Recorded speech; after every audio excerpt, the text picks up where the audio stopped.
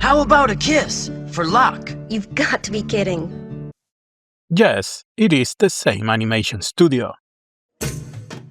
Now, I usually keep preambles short, but this title in particular needs a bit of an explanation.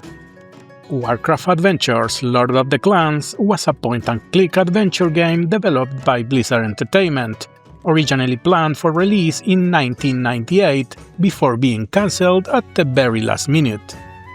Over the years, several reasons have been given for its cancellation, but the main one seems to be that by the late 90s, the point-and-click adventure genre was already in decline. More importantly, Blizzard felt the game simply wasn't strong enough to compete with heavyweights like LucasArts' Grim Fandango, which released the same year. Another major issue was tone. As you can probably tell from the footage on screen, the game leans heavily into a cartoonish, jokey presentation, much closer to titles like The Curse of Monkey Island or Broken Sword.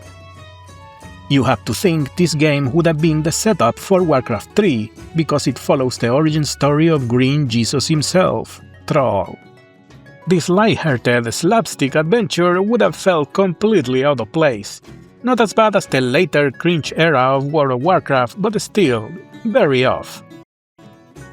Instead of being released as a game, the story was eventually reworked and published in 2001 as the novel Lord of the Clans by Christie Golden. I remember reading that book and many others when I was deep into World of Warcraft during the mid to late 2000s. Honestly, pretty fun. The only reason this game is playable at all today is because a near-complete prototype leaked online in 2016 on some random fan site. The build was around 90% complete and fully playable from beginning to end, including voice acting and cinematics. There's also a well-known fan restoration mod that remasters most of the animated cutscenes and improves the presentation overall, which is what I'll be using during this playthrough. I'm not entirely clear on the legal status of all of this. A few people tried to warn me about potential strikes, but considering how many videos already exist covering the game, I am not losing sleep over it. With all that background out of the way, we can finally start playing. And yes, I know I always say this isn't a guide channel, even though I end up giving plenty of gameplay advice anyway. However, with a point-and-click adventure, it's going to be especially hard not to sound like a walkthrough. We'll see how it goes, who knows, maybe this genre is exactly what the channel needs to finally blow up. Like that's ever gonna happen.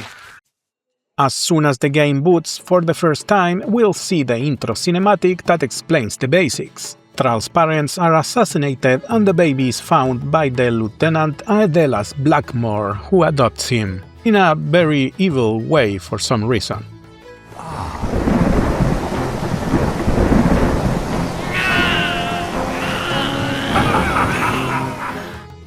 Then we immediately cut to a fully adult Thrall that is forced to execute an orc prisoner. When he refuses, Blackmore kills the captive orc and Thrall attacks him in a rage. After being subdued, the lieutenant decides to throw him in prison to execute him the next day. It's worth pointing out that if you start the game while having a save game, you can watch a completely different intro cinematic that depicts more or less the same thing, except Thrall is forced to fight a lore-accurate Warcraft 2 Thrall. He once again turns against Blackmore and is sent to jail. Stellar voice acting on this dude, by the way. Blackmore!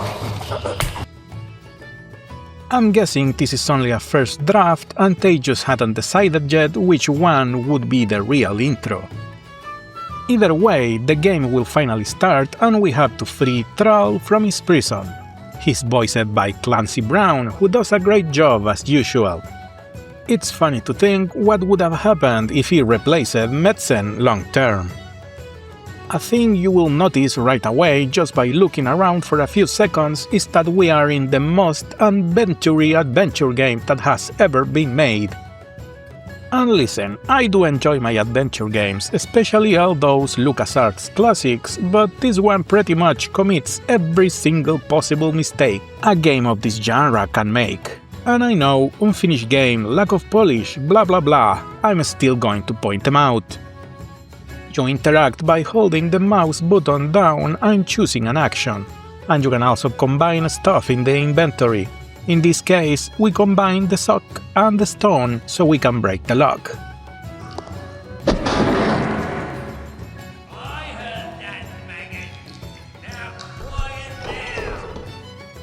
Once out, we can go to the only unlocked door, pick up the mop and use the box to break through the window. And this is one of these games where you can never die, just get stuck. Believe me, I tried to get myself killed tons of times. To get the other door unlocked, we have to use the mop to wet the stairs. That way, when we shake the jail cell, the guard will fall down and we can take his dagger and... Jesus Christ, troll! With the door now open, we can check a lot of stuff, mostly fluff. Those are some real important characters from Warcraft lore, but none of them actually appear in-game. In the room with the sleeping dude, you can use the dagger to get the key and open the drawer to get the gloves and the closet to get some robes. With this new disguise we can sneak by the guards, but one annoying thing is that we are only allowed to put them on while we are outside. If we try it in any other place, Thrall will dismiss the action. I think this is bad design because it's going to deceive the player into thinking the clothes are worthless to wear, and make the puzzle harder in an unfair way. Once we are standing outside, we can use the clothes, gloves, and the mop on Thrall. We can fool the guards, but will be stopped rather quickly on the next section. The other guards will not let us walk closer, but if we throw the rock at the window, they magically won't see it. That's adventure game logic for you. With the way clear, we can use the catapult to crash into the wall, like we were chasing a roadrunner. I wonder if further Warcraft canon would have been better off with Looney Tunes Troll. The next steps should be obvious. We can break the wall with the statue and then fly over it by using the catapult again. He's clearly not screaming in this frame and the colors are all wrong.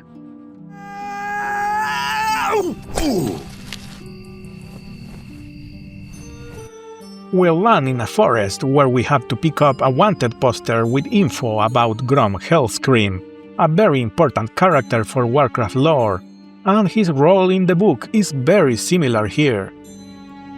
Next, we have to go to the crashed Zeppelin where we meet Gaslow, another very important character in Warcraft lore, but sadly he wasn't canonically part of this story. Also, this is really nerdy, but this is the first appearance of a Camouflage. I just remembered that item and that quest from Vanilla WoW and it really stuck in my memory for some reason. It even has its own wiki page, so I am not the only one concerned with goblin machinery. Our next big objective is entering the Gnome base and replace their plans with Gaslow's fake plans. On the way there we have to check the broken bridge and take all the items from the dead orc. To get to the Gnome's workshop we need to cross the electrified bridge. I once again attempt to get Thrall killed with no luck. To get to the other side we need to combine the mirror and the spear to break the machines. And don't forget to pick up the glass orb and the dead rat, because this is an adventure game, of course a dead rat is going to be useful at some point. In the next screen I do my best to try and get Thrall killed by the defense system.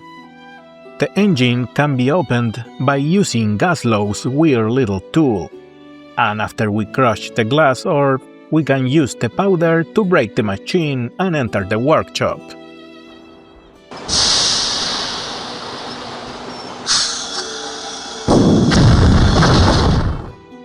Inside was the first time I noticed that volume controls only work sometimes. So overbearing, extremely loud ambient noises are something we'll have to deal with in a few places. We can break the net with the knife, and then we can distract the gnomes with the machine for long enough to switch the plans. Afterwards, we can use the machine again to climb on one of the pigs to escape the room. With the mission completed, when we return to Gaslow, he'll fly us around on the Zeppelin. Next stop is the Orc internment camp, where we have to find Grom Hellscream. You can talk to the drinking orcs for a little information, but this game is very thin on world building, dialogue and lore. It's hard to tell if it was meant to have so little story or if it's something that would have been improved upon if the game actually made it to release. Anyway, walk inside the store to find Suljin. Suljin did nothing wrong, by the way. The other location is a camp with orcs having a party, and the entrance of a cave guarded by a two-headed ogre.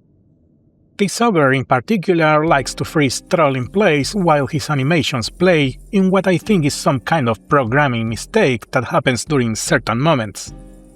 Our mission here is to somehow get rid of the ogre and enter the cave.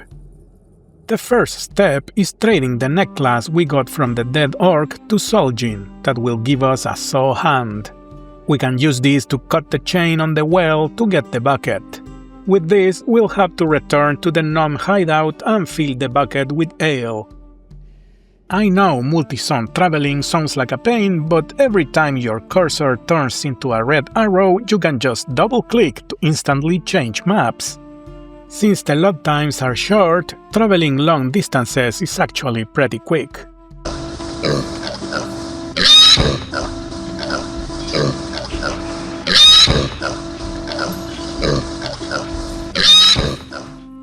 Returning to the orc party, we can give the bucket of ale to the group, and that will allow us to pick up the leg meat. On the cave entrance, we can put the meat on the fire to tempt the ogre to leave his post. However, the game doesn't let us sneak into the cave. This is an adventure game, of course solutions are not going to be direct. While the ogre is distracted, what you can do is steal the cards from the table. You can trade the deck of cards to the orcs at the party in exchange for the main orc's prosthetic hand, and you can take this trophy to Suljin so he can complete his collection and give us the ogre spellbook. Remember how I said before how I didn't want to sound like a guide? I realize I'm totally failing at it, but I'm kinda having fun writing it all down. The ogre will accept the spellbook, but still won't allow Thrall to pass. This is when we can use another leg of meat to cause the ogre to step on his own explosive seal that sends him flying away Team Rocket style. Damn, I'm good. I have to mention that I tried to softlock myself on purpose by wasting legs of meat, but they are on an infinite respawn back at the party. When we enter the cave, we're treated to another long cinematic. After bonding with Hellscream, we receive our next mission, convincing the Frostwolf clan to join forces so the Horde can rise again. This unlocks a new location on the map, which is where we'll head next. The only way out of this screen is to use the shield on the slope, which triggers a short cinematic that is equal parts very 90s and parts second-hand embarrassment. Oh, I can see my house!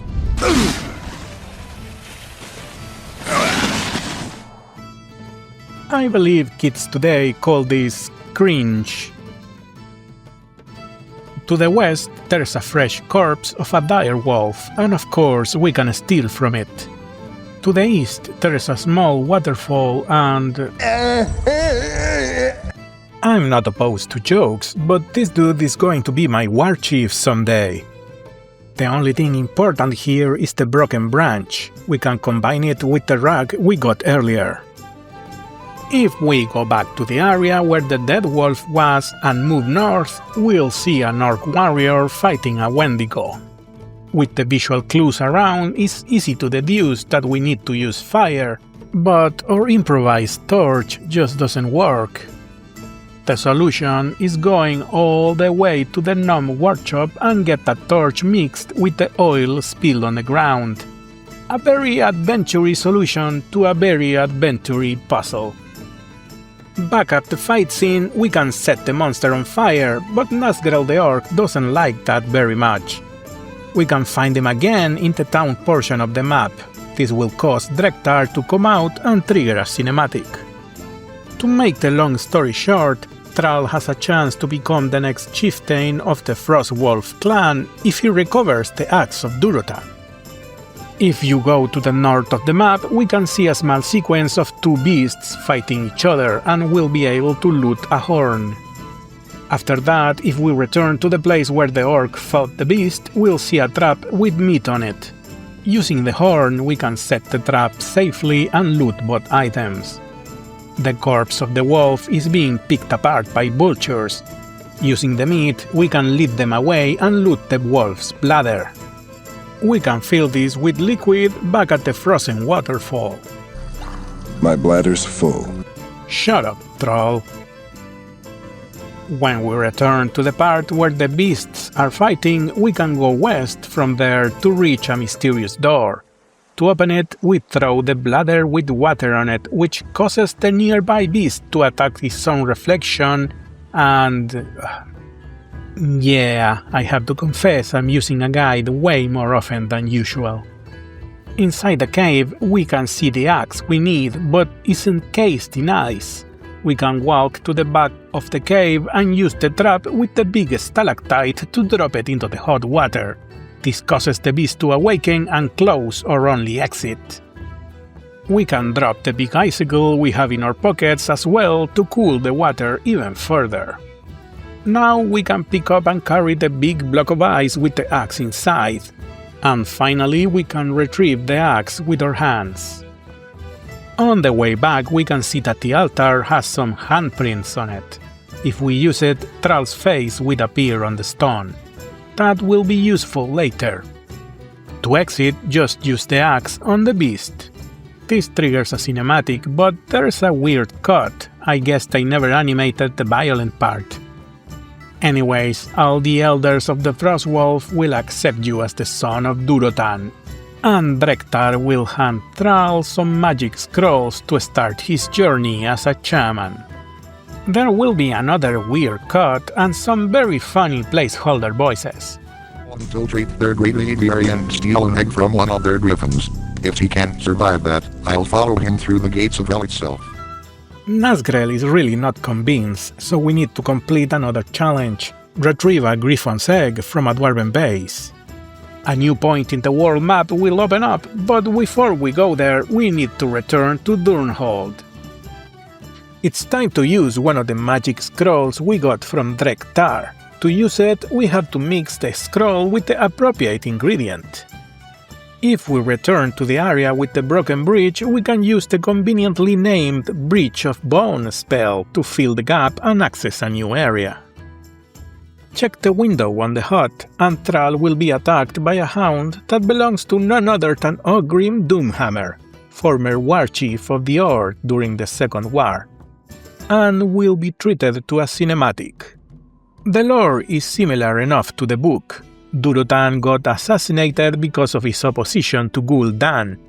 However, the game decides to take the less interesting route of focusing on the actual assassins, the orcs Rend and Maim. Both of these characters exist in Warcraft lore, but were not really involved in this story. They also got written off into very minor roles. If you play WoW Classic, you can still fight Rend as a boss in the Blackrock Spire dungeon. After the cinematic, don't forget to pick up the Dwarven Scalp on our way out. Next, we'll use the Zeppelin to travel to the aviary. We won't be able to do anything unless we become a dwarf. That's why we will use the Scalp and another of the magic scrolls to polymorph into one, but colored green. Zanagagil! Dwarha!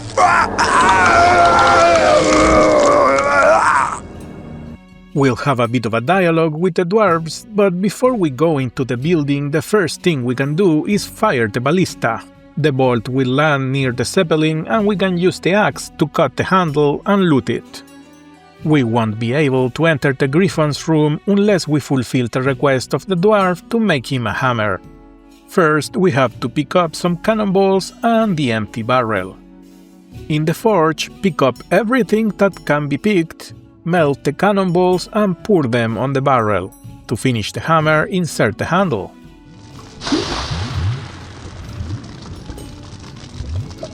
Outstanding! I'd be proud to wield this in battle myself.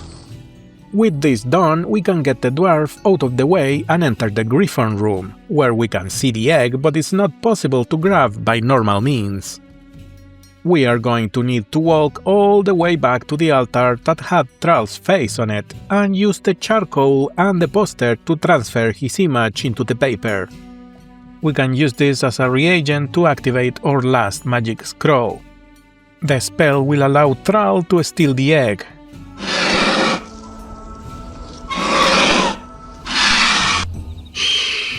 As soon as we return to the Frostwolves, another cinematic will play. Nazgrel will give up and accept Thrall as the leader. The scene is interrupted by a messenger from Hellscream. All the clans are gathering for an attack on Durnhall Keep. But they fear that the clans won't be able to win against the Horde traitors and the Alliance forces, so they get the very arbitrary idea of asking the Mother of Dragons for help. Yes, that Dragon Queen. She doesn't show up in the book because, well, in case you didn't know, this Horde building in Warcraft 2 is an enslaved Alextrasza, so it doesn't make much sense for her to help orcs this soon. Anyway, we can take the Zeppelin to Alexstrasza's cave, but before getting close, pick up the nearby scales and dig up the chest with the shovel we got back on the Dwarven smithy. Inside there's an exotic outfit. If we approach Alexstrasza, she's just going to shoot fire at Thrall. To get her to talk, we have to stop her fire breath. Going back to the Dwarven base, we can find the Chill Maiden. Female dwarves with beards, Tolkien style. I guess they changed their mind on later games, and then changed it back. Using the fancy dress as an incentive, we can hand over the shield and the dragon scales to the maiden, and she will create a nice fireproof shield. Finally, by valiantly using our new shield, we can speak to Alextrasza and she promises to help if we kill Deathwing.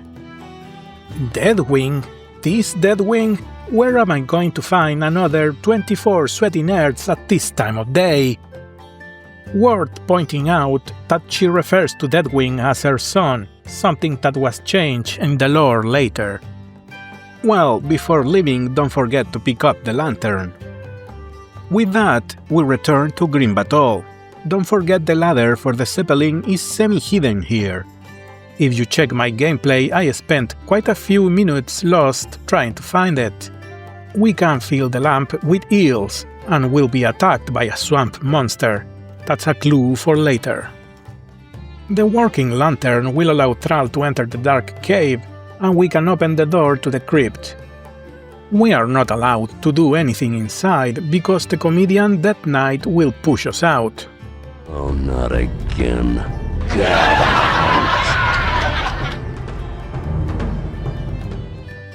We can enter the crypt again and take the Death Knight's arm.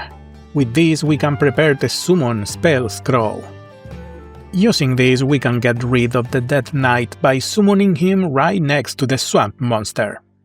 Back at the crypt, we can grab the magic scroll and prepare it with the dead rat. I knew we were going to use it eventually.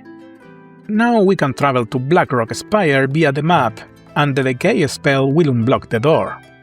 After watching the trolls work, the only way to enter is cutting one of the cows with the axe and hide inside the carcass.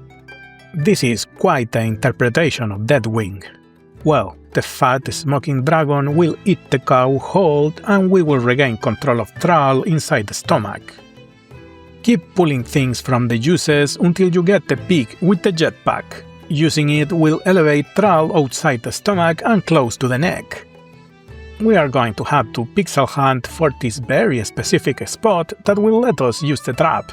This will trigger a cutscene with Deathwing dying off screen.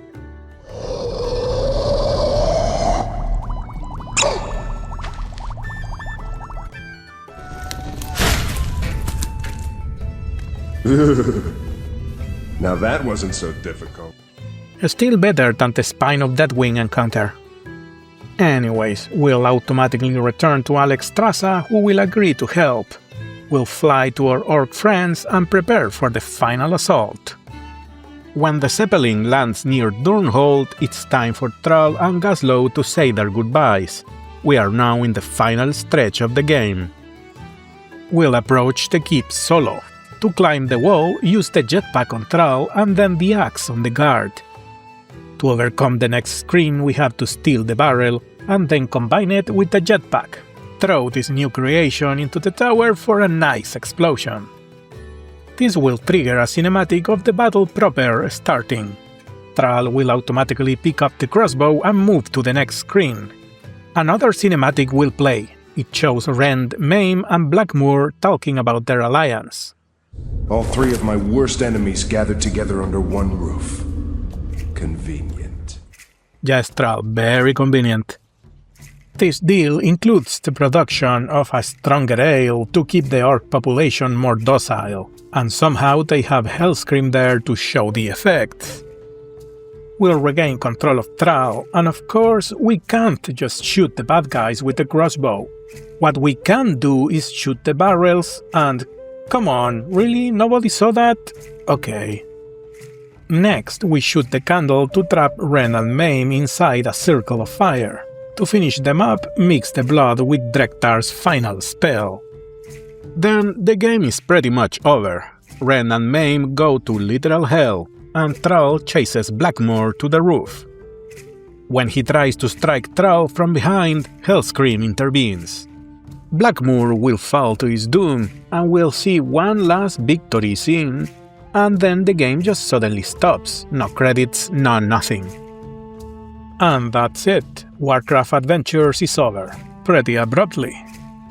So, setting aside the fact that the game is obviously not finished, I agree with the decision of not releasing it. You see, what made Blizzard great in their golden age was that they had the talent to take an existing idea and evolve it further to make it better. That's the key to the success of Diablo and Warcraft and World of Warcraft. But this game's main problem is precisely that it doesn't feel like an evolution, it feels like an imitation, a derivative of something else. For this game to actually succeed, it should have had a more definite identity, something that really fit as a bridge between Warcraft 2 and 3, a more distinct look, better world building and a lot more character. And that doesn't mean setting humor aside, Warcraft has its own sense of humor as well. Even with all of that, it probably wouldn't have been as much hit in terms of sales. But I think hardcore fans would have appreciated it anyway. At least I prefer playing a game instead of reading a book. So, as I was about to finish my edit, this little statement from Chris Metzen himself came out. We are never going to be back, are we? Anyways, see you on the next one.